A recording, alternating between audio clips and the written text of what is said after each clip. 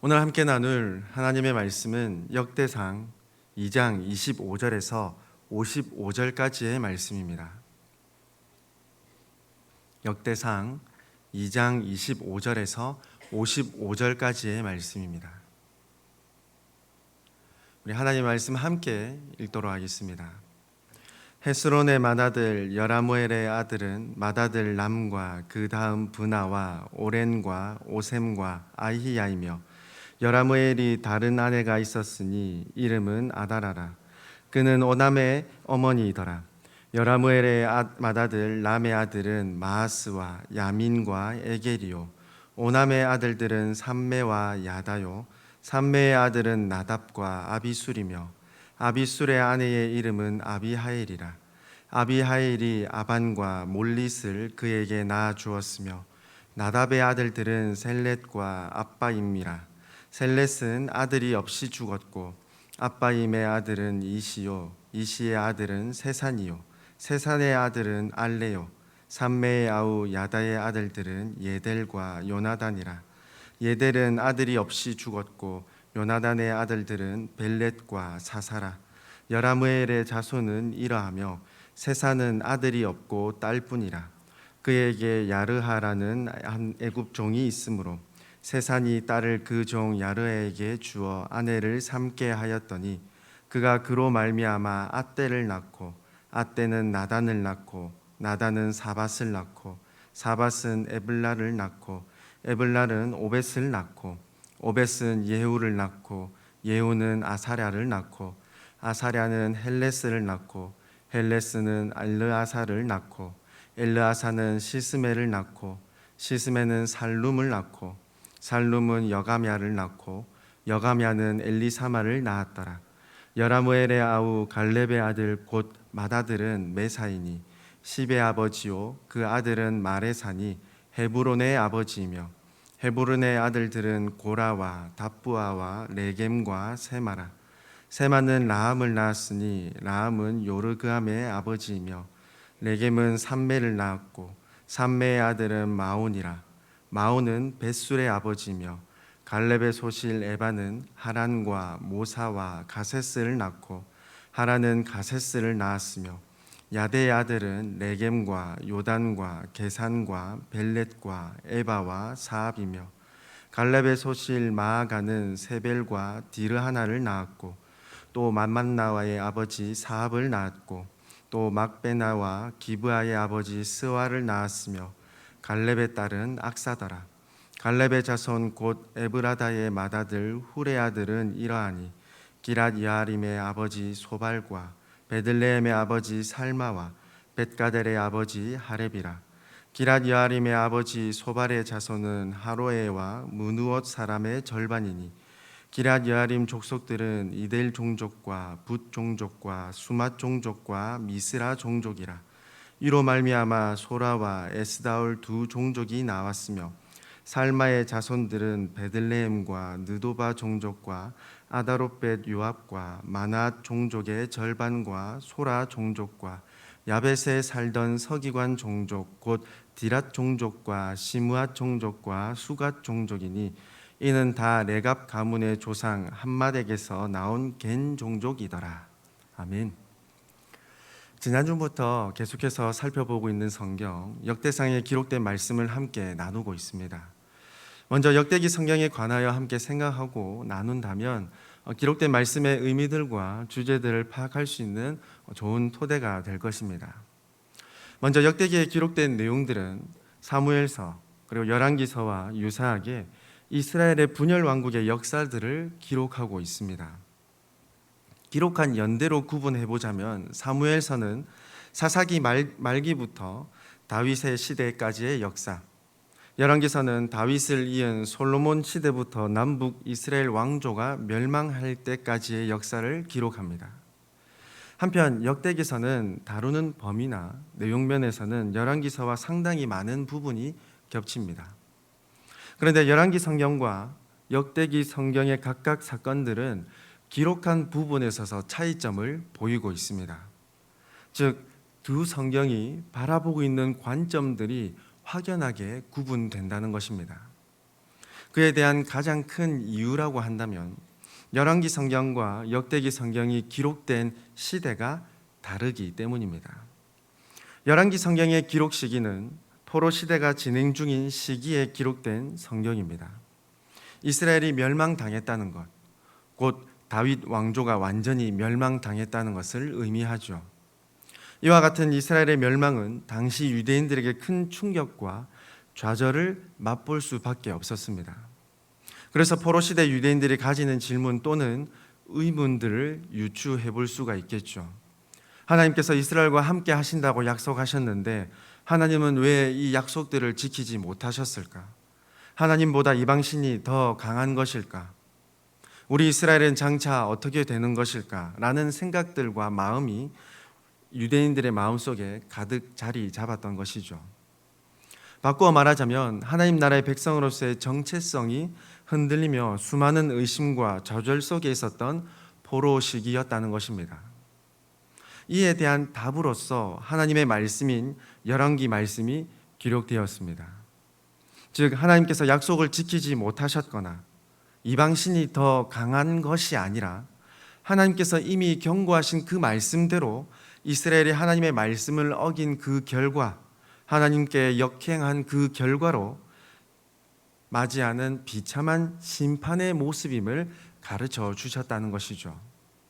하나님의 무심 또는 무능이 아니라 오히려 하나님의 무한하신 권능에 대한 확신을 주시며 하나님께서 하신 모든 말씀은 그대로 이루어졌음을 가르쳐 주시기 위한 성경이라는 것입니다.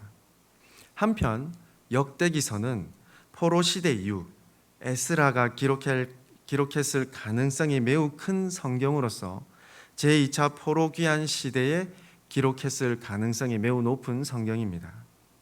2차 포로 귀환 시기 1차 포로 귀환으로 이루어진 예루살렘 성전 건축 이후 약 60여 년이 지난 시기입니다. 그러나 에스라 성경에도 기록된 것과 같이 하나님의 성전이 완공되었음에도 불구하고 이스라엘 백성들의 영적 상태는 여전히 포로 시대 이전과 같은 어두운 시대였습니다. 이방인들과 결혼하였으며 그들과 동일한 모습으로 살아갔습니다. 또한 주변 이방 민족들과 대적들에 의해 지속적인 박해와 핍박이 있었던 시대입니다. 마치 이방의 포로로 잡혀가게 하신 심판의 이유, 이제 더 이상 하나님께서 이스라엘을 인도하지 않으시는가? 우리는 하나님의 나라의 백성이 맞는가? 라는 의문에 답하듯 역대기 성경이 기록되었던 것입니다. 하나님은 택하신 민족 이스라엘을 절대 포기하지 않으시며 포로의 자리에서 다시 예루살렘으로 귀환할 수 있었던 것과 같이 하나님께서는 끝까지 언약을 성취하시는 분임을 강조하며 드러내는 성경이 바로 역대기 성경이라는 것이죠. 그래서 이와 같은 목적으로 기록되었음을 알 수 있는 특징 몇 가지가 있습니다. 첫째, 택한 이스라엘이라는 점을 강조하기 위하여 역대기 1장부터 기록되는 족보입니다. 태초의 사람 아담으로부터 포로 귀환 시대 그 사람들 그 세대까지 연결되는 족보를 가장 먼저 제시하는 것이 특징입니다.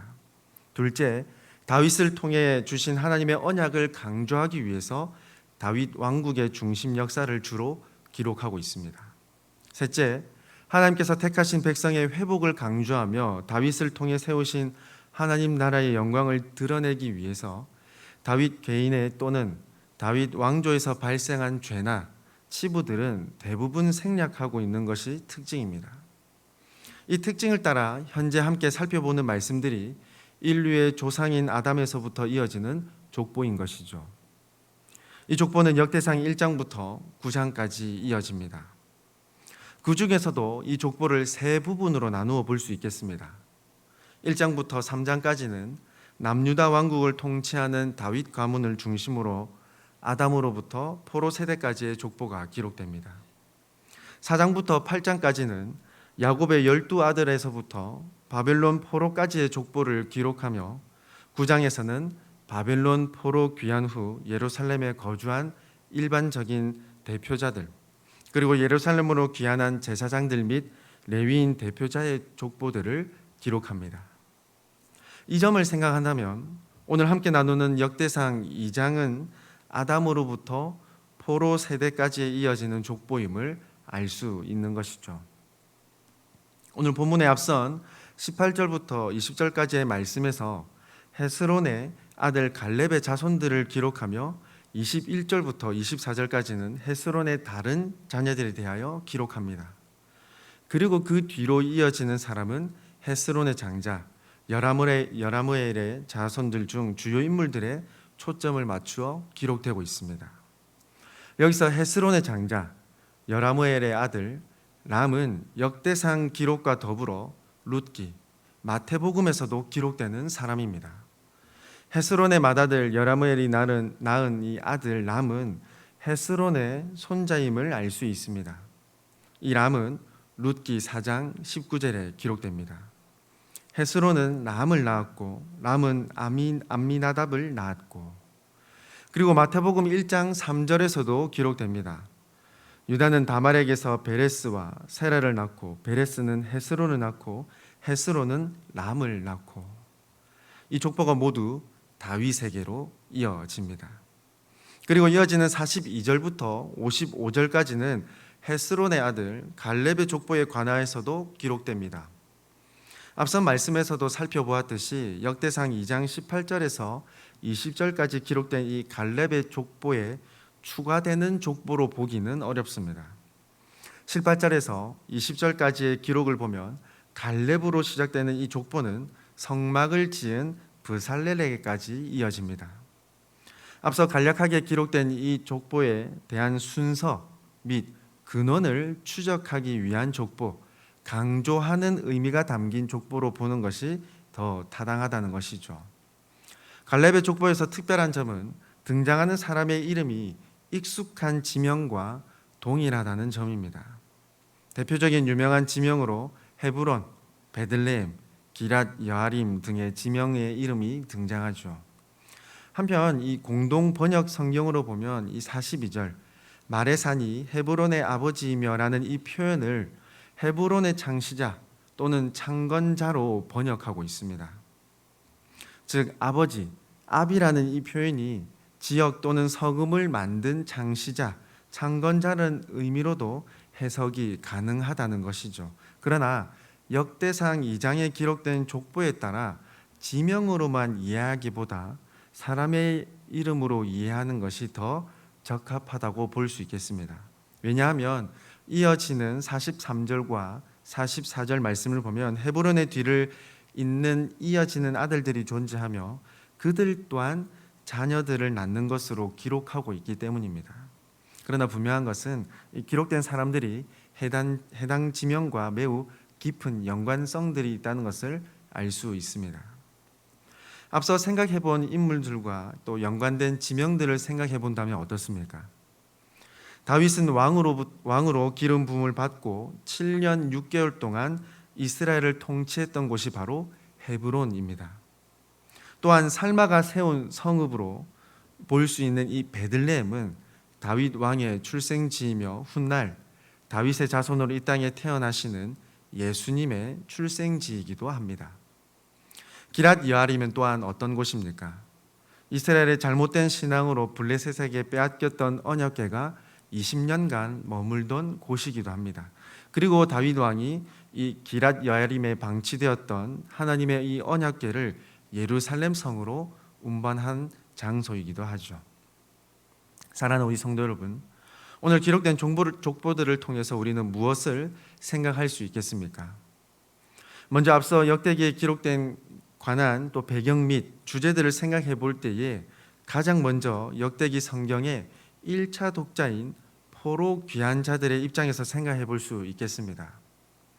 아담으로부터 이어지는 유구한 이스라엘의 역사, 그리고 다윗 왕조와 깊은 연관이 있는 이 지명들을 보며 깨달을 수 있는 점이 있죠.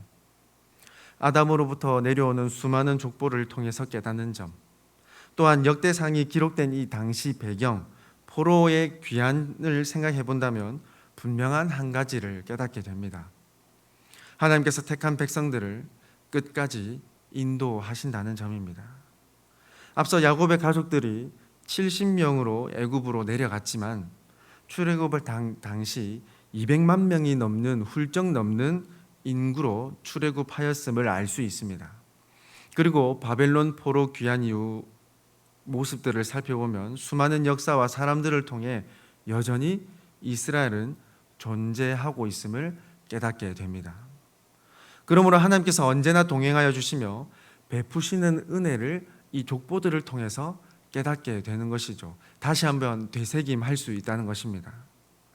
헤브론, 베들레헴, 기랏 여아림 등의 지명을 통해서 하나님의 권위와 권능, 모든 역사의 주관자 되시는 하나님, 모든 전쟁이 하나님께 속하였다는 점을 생각할 수밖에 없다는 것입니다. 그렇다면 오늘날 신약 시대를 살아가는 저와 여러분은 무엇을 깨달을 수 있겠습니까? 우리들 또한 택한 이스라엘을 통해 하나님의 말씀을 끝까지 이어가신 그 사랑, 은혜들을 우리는 발견하게 되는 것이죠. 무엇보다 하나님의 은혜의 결정체, 예수 그리스도를 깨닫게 되는 것입니다.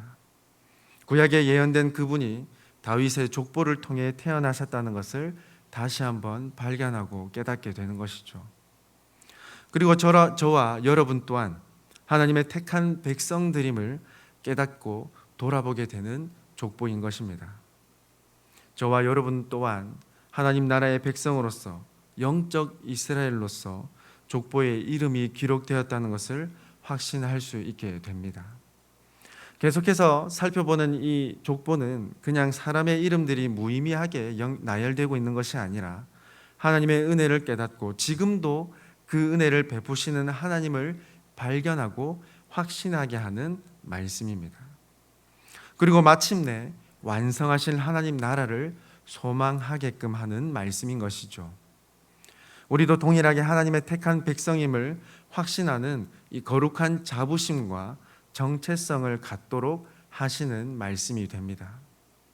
이와 같은 믿음, 그리고 소망, 거룩한 자부심, 거룩한 이 건강한 정체성을 가지고 살아가는 참 그리스도인들 되기를 소망합니다.